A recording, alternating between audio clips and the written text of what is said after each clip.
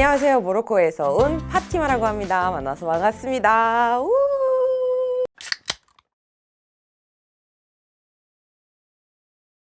모로코는 보통 아프리카라고 알고 있지만 북아프리카에 있고요. 서북 쪽에 있고요. 지도로 보시면 대서양이랑 그리고 지중해 이렇게 막 나따 있고요. 스페인이랑 거의 13km 밖에 안 돼서 가끔 사람들이 헷갈릴 수가 있어요. 모로코는 유럽에 있다 라고 헷갈릴 수는 있지만 북아프리카에 있습니다.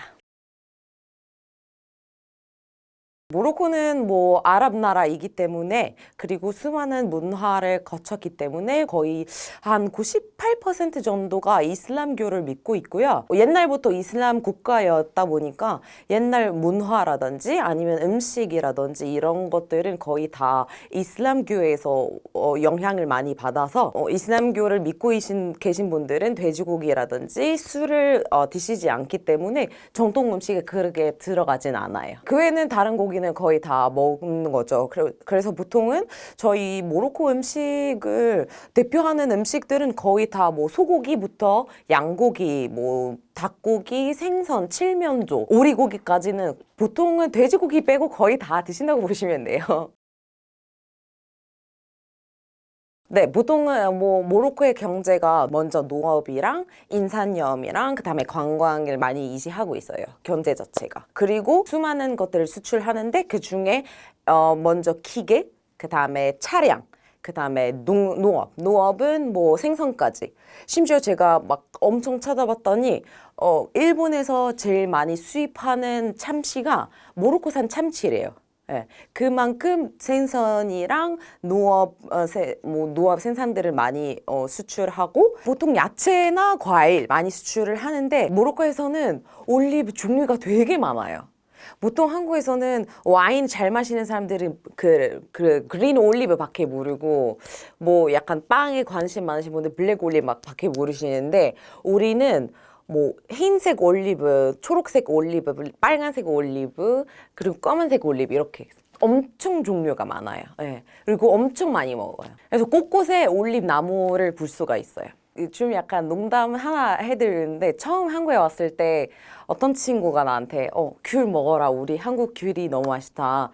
귤 알고 있냐?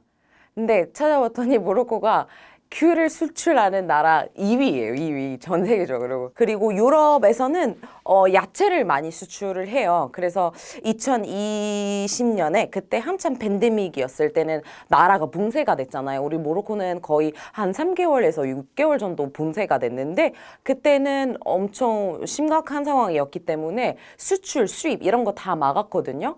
그래서 그때는 유럽의 야채 대란이 나왔어요. 왜냐면은 야채나 과일 수출할 수가 없으니까 거의 그때는 완전 크라이시스였어요. 그 다음에 요즘은 옷이랑 액세서리 이런 거는 많이 수출하는 편이에요. 그리고 아르간 오일, 아시다시피 아르간 오일이 되게 많이 알려져 있잖아요. 그게 한 2002년도부터 어떤 화장품 업체가 미국에서 아르간 오일 쓰기 시작했어요.